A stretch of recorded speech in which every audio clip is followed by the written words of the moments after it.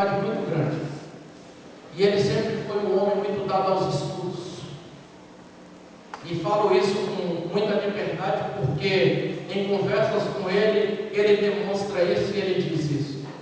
E agora, com uma dificuldade muito grande que ele está passando, ele disse assim para mim: irmão, quanto tempo eu perdi?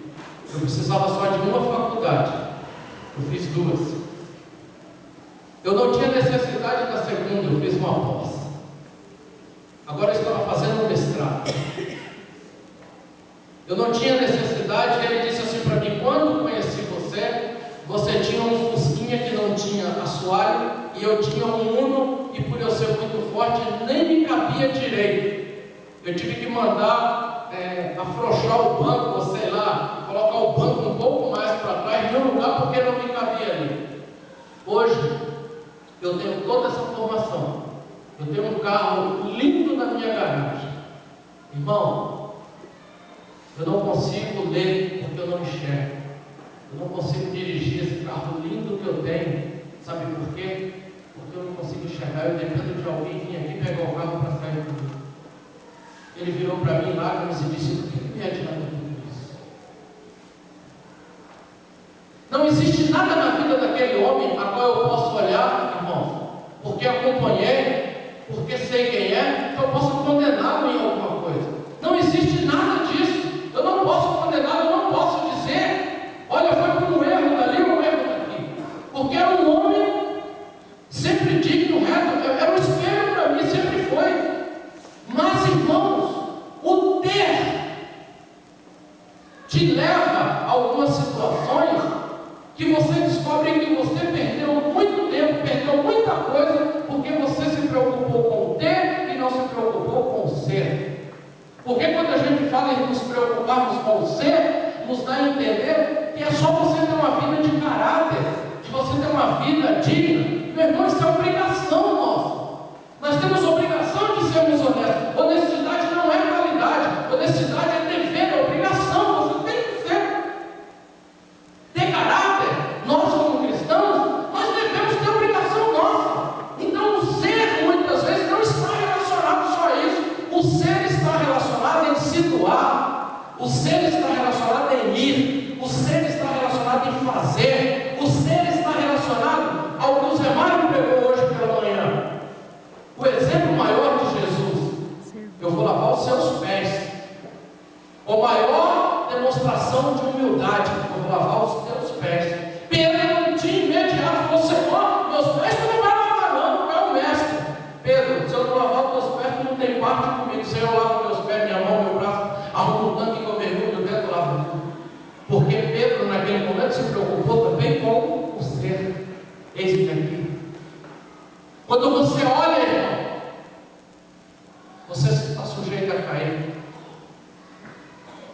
Do versículo 3 ao versículo 12, Asaf relata seus momentos de turbulências, de reivindicação, de desejo, de vontade e desânimo total. Total. Quando olhamos para o lado, ficamos cegos de tal forma. E olha só, do 13 ao 12, nós vemos 14 maldições nos ímpios. E quando você olha para o lado, você sente inveja deles. Meu irmão, Asaf sentiu inveja daqueles caras, que eu vou dizer para vocês que está aqui no texto, e aqueles caras tinham 14 coisas nojentas, imundas, que se você, nesse momento que você está aqui, pensar nisso, você tem calafrio. Sabe quais são? Vamos lá. Eu vou estar do 3 até o 12. Ele tem aqui, ó, inveja, arrogância, sofrimento, fardos, doença, orgulho, violência, maldade, maquinação, zombaria, más intenções, repete arrogância de novo, despreocupação e riquezas ilícitas. Tudo isso aqueles homens tinham.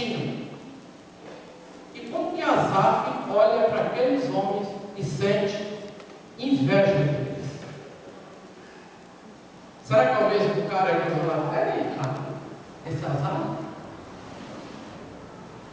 Será, irmão Domingos, que existe muita diferença daquele Asaf para nós?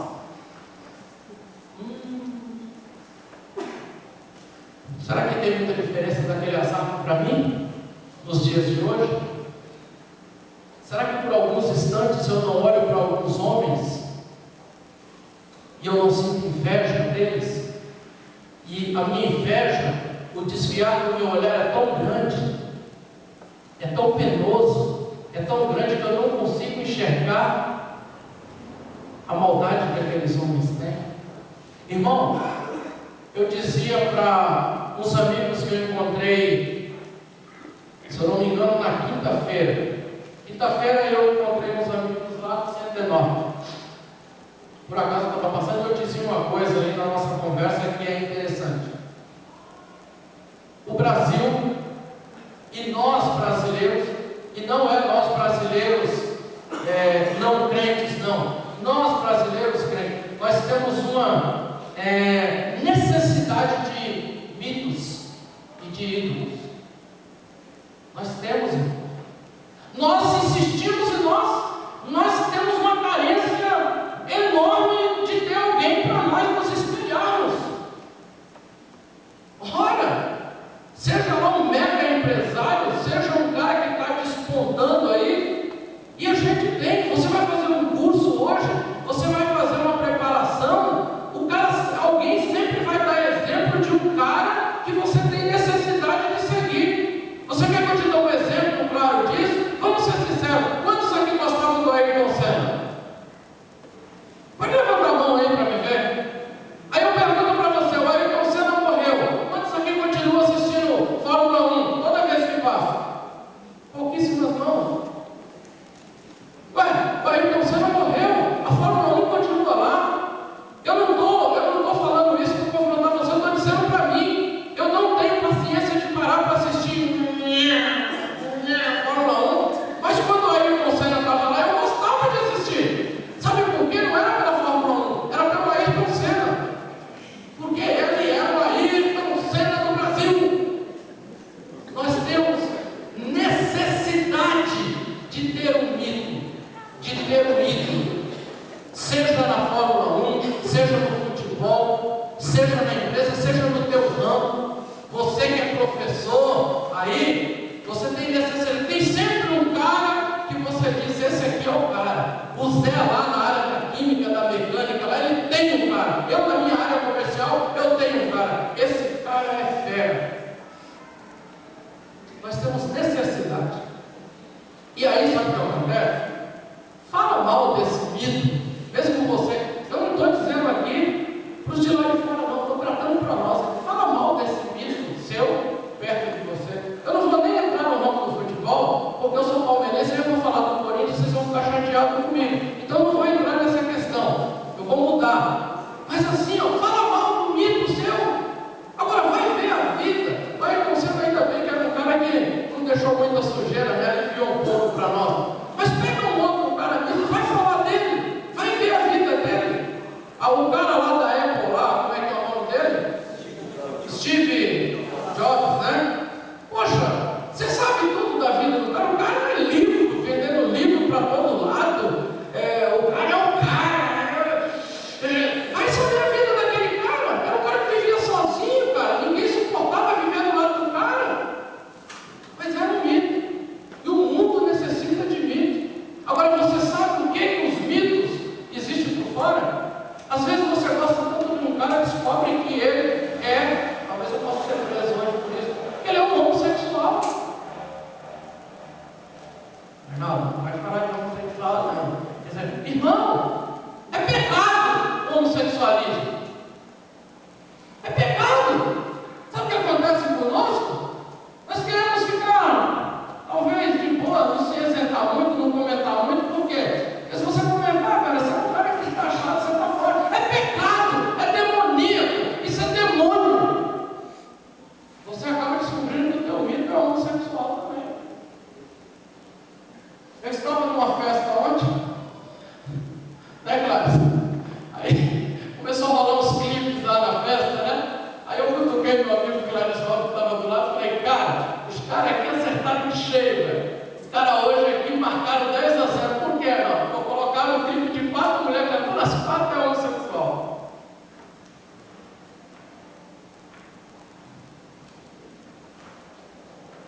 – 90% era crente. É Jesus. Irmãos, nós devemos tomar um certo cuidado.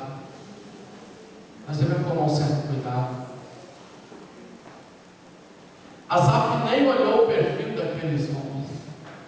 Asaf, quando tirou os olhos do Senhor, quando ele olhou para aqueles homens e sentiu inveja daqueles homens, eu mostrei para vocês aqui 14 má qualidades que aqueles homens tinham. Asaf não viu nenhuma delas. Asaf só tirou os olhos do Senhor por alguns instantes, por alguns segundos, e sentiu inveja daqueles homens. E eu e você muitas vezes sentimos. Eu e você muitas vezes nós acordamos de manhã, nós temos um pão que o Senhor nos dá, uma margarina, e meu irmão, vou pegar uma margarina aqui que eu conheço bem de marca, posso falar para você. Você pega lá uma Cleibon cremosa, aí você diz assim: ah, Senhor, te sirvo, estou comendo margarina Cleibon, um pãozinho dormido, o cara do lado tem uma mesa cheia de frutas, o cara não serve nada, Senhor, sirvo o Senhor, mas ó, estou aí, viu? Quero dizer para o Senhor, Deus, estou aí firme, nada vai me abalar, nada, eu continuo firme, Senhor, mas eu estou comendo crepão cremoso, o cara está comendo frutas e tem frios, e ó, eu vi, ele estava na padaria, tem frios lá também, Filadélfia, e eu crepão. Meu irmão, eu e você não fomos chamados para isso. Nós sentimos, sabe o quê? Por alguns instantes, se você tirar o olho, se você tirar o foco, você cai. Eu e você não somos nem um pouquinho diferentes de Asaf. Nem um pouquinho.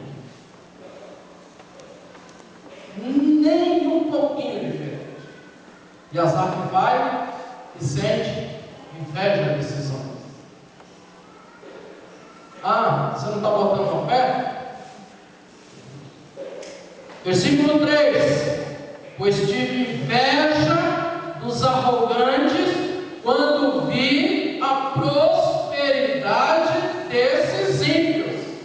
Eu não estou falando de Barrabás, não. Eu não estou falando de Judas Iscariotes, não. Eu estou falando de Asaf.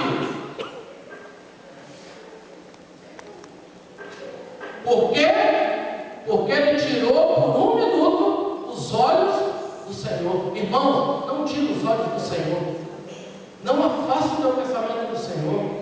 Não desgruda do Senhor. Porque se você tirar por um minuto, desgrudar por um minuto, você tem um sério risco de você cair. Não tira. Não tira. Porque eu e você somos fracos, debilitados. Já teve um pregador que veio aqui, cantou, louvou e pregou, e em uma das mensagens dele, ele disse assim: eu tenho uma grande novidade para dizer para você e para mim nessa noite. Nós somos nada, aliás, nós somos menos que nada. Nós somos mesmo. Se nós estamos de pé, é pela misericórdia do Senhor nas nossas vidas. Mas vamos continuar. As horas passam, eu disse que 8 horas eu termino, um pouquinho antes. Do versículo 13 ao versículo 15, Asaf, então, nesse momento, ele só está dizendo para o Senhor, por entre linhas, aquilo que ele viu. Deus já sabe que ele está aloprado, mas por enquanto ele só está dizendo para o Senhor, por entre linhas, aquilo que ele viu.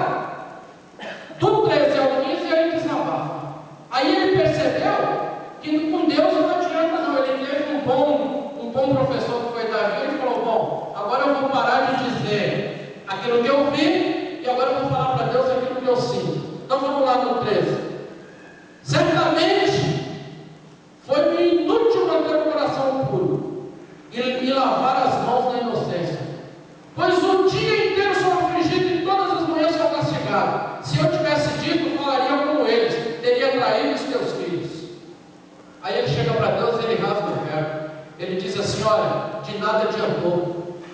Tudo isso que eu fiz, toda a minha preparação não adiantou nada. Eu sou afligido de noite e de manhã. A história da margarina, né? De manhã eu acordo bom, cremoso. O vizinho Filadélfia. Mesa farta de frutas. E a mim, nada. Se eu pudesse, quando o cara fala assim, ó, se eu pudesse, ele está dizendo: eu vou dizer para você. Não valeu nada. Tudo que eu fiz foi em vão.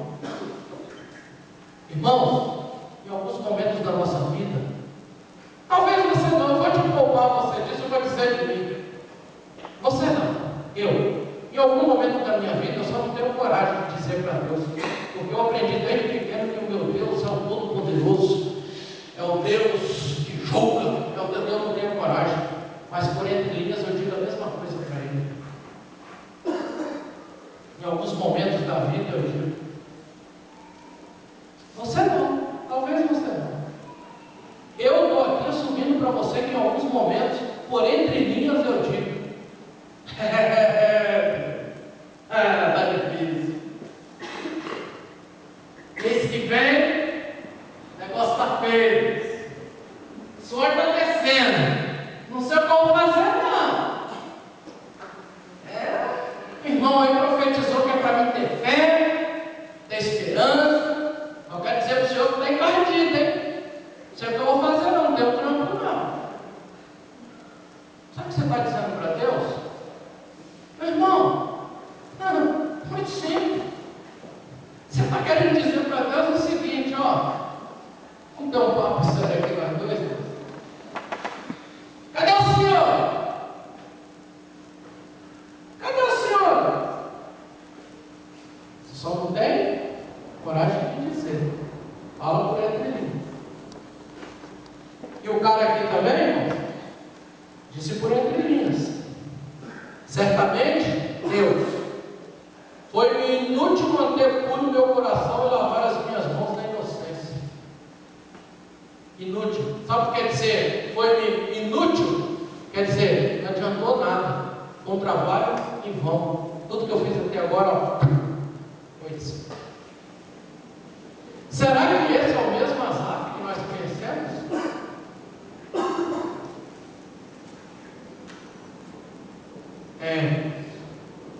Do 16 ao 22, e aí eu começo aqui no final da nossa meditação. Asaf cai em si. Olha no 16. Quando tentei entender tudo isso, achei muito difícil para mim, até que entrei no santuário de Deus, e então aprendi o destino dos ímpios. Sabe quando Asaf caiu em si?